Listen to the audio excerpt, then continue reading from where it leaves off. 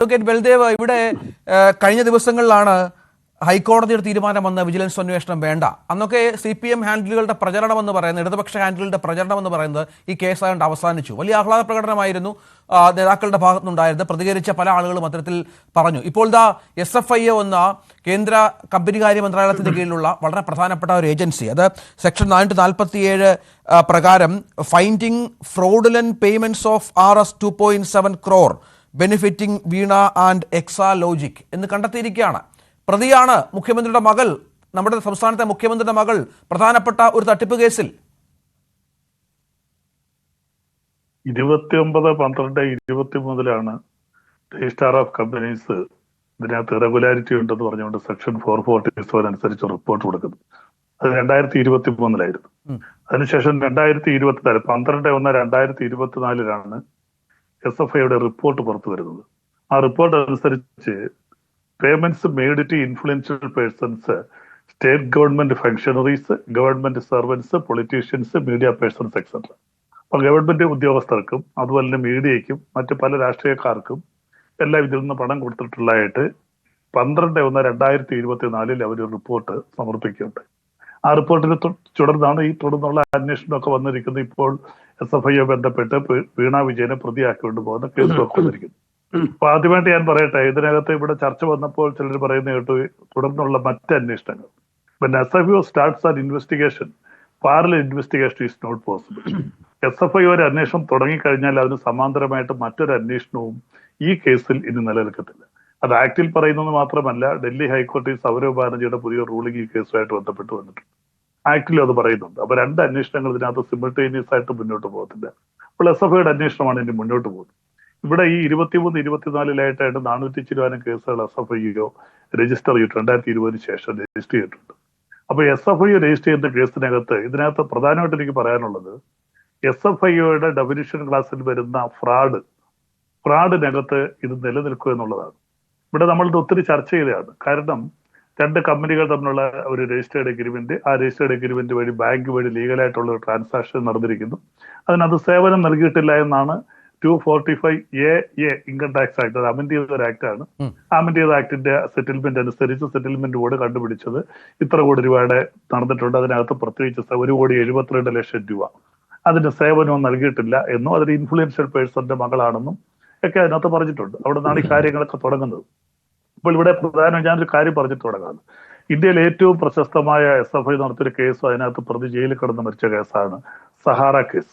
ആ Sahara കേസിനകത്തുള്ള ingredients എന്ന് പറയുന്നത് സഹാറ ഇന്ത്യ, അതായത് ഈ എസ്റ്റേറ്റ് കോർപ്പറേറ്റ് മാനേജ്മെന്റ് ആണ്. സെബി റിപ്പോർട്ട് കൊടുത്ത് അതനുസരിച്ച് SFIയോട് അന്വേഷിക്കുക. സെബിക്ക് അങ്ങനെ അന്വേഷിച്ച് റിപ്പോർട്ട് കൊടുക്കാനായിട്ട് ശിക്ഷിക്കാനുള്ള അധികാരം സെബിക്കില്ല. സെബി അന്വേഷിച്ച് റിപ്പോർട്ട് കൊടുത്തു, അതനുസരിച്ച് SFIO അന്വേഷിച്ചു. സെബിയാണത് കണ്ടുപിടിച്ചത്, അഴിമതി കണ്ടുപിടിച്ചത്. അതിനകത്ത് 3 കോടി ഇൻവെസ്റ്റേഴ്സിന്റെ കയ്യിൽ നിന്ന് 25,000 കോടി രൂപ കളക്ട് ചെയ്ത് 15% പലിശ കൊടുക്കാന്ന് പറഞ്ഞുകൊണ്ട്. അപ്പൊ സെബി റിപ്പോർട്ട് കൊടുത്തിട്ട് പറഞ്ഞു ഈ പണം തിരിച്ചു കൊടുക്കാൻ പറഞ്ഞു. അപ്പൊ അവരുടെ ഈ പണമില്ല. അപ്പോൾ അത് SFIക്ക് കൊടുത്തു. SFIO കേസെടുത്തു, അറസ്റ്റ് ചെയ്തു. അതിന്റെ മുതലാളി ഒരാൾ ജയിലിൽ കിടന്നാണ് മരിച്ചത്. അപ്പൊ അവിടെ പൊതുജനങ്ങളെ 3 കോടി ആൾക്കാരെയാണ് കബളിപ്പിച്ച് 25,000 കോടി രൂപ കമ്പനി കബളിപ്പിച്ച് വാങ്ങിച്ചു. അതാണ് ഫ്രോഡ് എന്ന് പറയുന്നത്. അപ്പൊ ഇവിടെ വരുമ്പോൾ നിയമപരമായിട്ട് കോടതിയിൽ വരുമ്പോൾ ഒരുപക്ഷെ കേസ് പ്രതിയാക്കാം. ഈ കോടതിയിലേക്ക് വരുമ്പോൾ ഇതിന്റെ നിയമപരമായ സാധ്യത, ഇതിനകത്ത് എന്താണ് ഫ്രോഡ് ഇതിനകത്ത് അലജ് ചെയ്യാൻ പറ്റുന്നത്? ഇത് എക്സാലോജിക് എന്ന കമ്പനി CMR എന്ന കമ്പനിയുമായിട്ട് സേവനം ചെയ്യാമെന്ന് പറഞ്ഞ് കൊടുത്ത് നമ്മളതൊരു ചർച്ച ചെയ്തതാണ്. അതിനകത്ത് 1,72,00,000 രൂപ കൊടുത്ത് സേവനം ചെയ്തിട്ടില്ല എന്ന് പറയുന്നു. അപ്പൊ സേവനം ചെയ്തിട്ടില്ല എന്നുണ്ടെങ്കിൽ ഇവിടുത്തെ അഗ്രീവ്ഡ് പേഴ്സൺ അല്ലെ അഗ്രീവ്ഡ് കമ്പനി എന്ന് പറയുന്നത് CMRലാണ്. അവർക്കൊരു സിവിൽ സ്യൂട്ട് ഫയൽ ചെയ്യാം. ഈ പണം തിരികെ ലഭിക്കണം, അതിന്റെ പലിശ സഹിതം അവർക്ക് ചോദിക്കാം. അതാണ് ഇതിന്റെ ഒരു സിവിലിനകത്ത് ഒരു ബ്രീച്ച് ഓഫ് കോൺട്രാക്ടിനകത്ത് വരുന്നുള്ള റെമഡി അതാണ്. അല്ലാതെ ഈ കമ്പനിക്കെതിരെ ഇതിനകത്തൊരു ഫ്രോഡ് നിൽക്കാനുള്ള സാധ്യതയില്ല. അതിന്റെ നിയമപരമായ ഒരു കാര്യം. പിന്നെ ഇവിടെ വീണ വിജയനെ പ്രതിയാക്കിയിരിക്കുന്നു.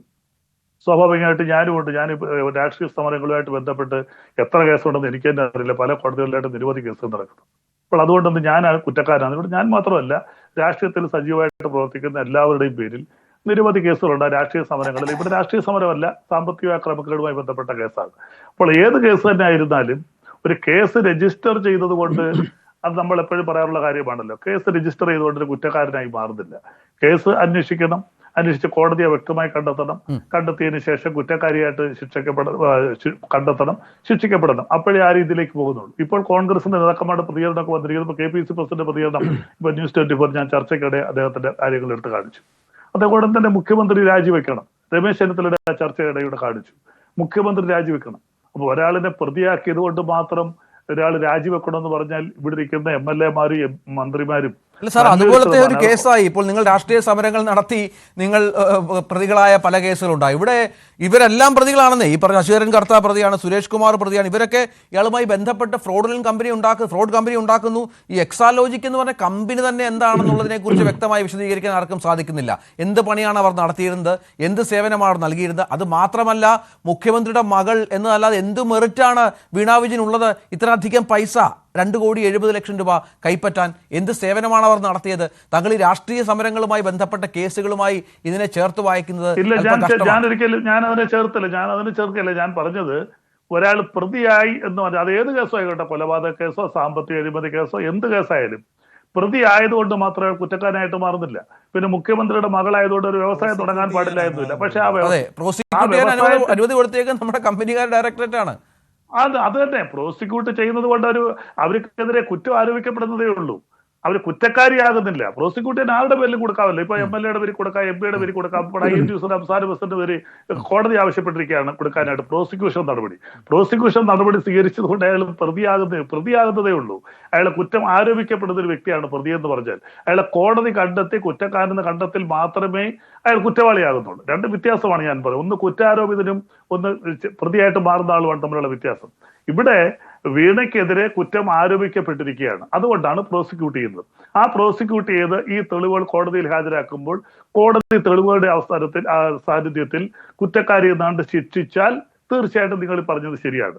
അവിടെ ഒരു കേസ് രജിസ്റ്റർ ചെയ്തുകൊണ്ട് മാത്രം അതിനകത്ത് അവർ കുറ്റക്കാരിയായിട്ട് മാറുന്നില്ല. കുറ്റാരോപിത മാത്രമാണ്. അങ്ങനെ 3 ഏജൻസികൾ അന്വേഷിച്ച കേസ് കൂടിയാണ് സാർ ഇത്. നേരത്തെ 2 ഏജൻസികൾ അന്വേഷിച്ചു, കുറ്റക്കാരിയാണെന്ന് കണ്ടെത്തി. ഇപ്പോഴത്തെ SFI അന്വേഷിക്കുന്നു.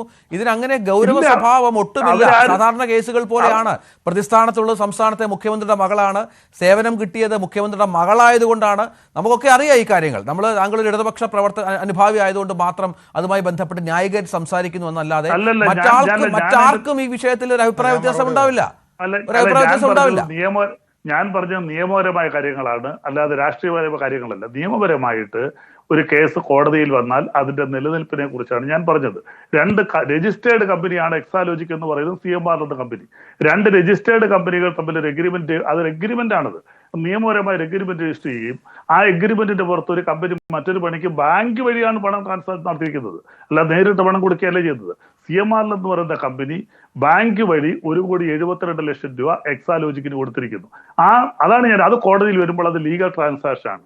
ആ ലീഗൽ ട്രാൻസാക്ഷൻ കോടതി ഒരിക്കലും തെറ്റായിട്ട് കാണില്ല. ഏത് വന്നാലും കോടതിയിൽ ചോദിക്കുന്നത് എന്താ, ഇതിന്റെ സോഴ്സ് കറക്റ്റ് ആണ്, ഏത് രീതിയിലാണ് പോയിരിക്കുന്നത്. ഇതാണ് ഈ സംഭവം വന്നതിന് ശേഷം ഉണ്ടാകുന്ന ന്യായീകരണങ്ങളെല്ലാം. ഇത് പക്ഷേ എത്ര നാൾ ഈ ന്യായീകരണങ്ങൾ നിലനിൽക്കുമെന്നുള്ളത് നമുക്ക്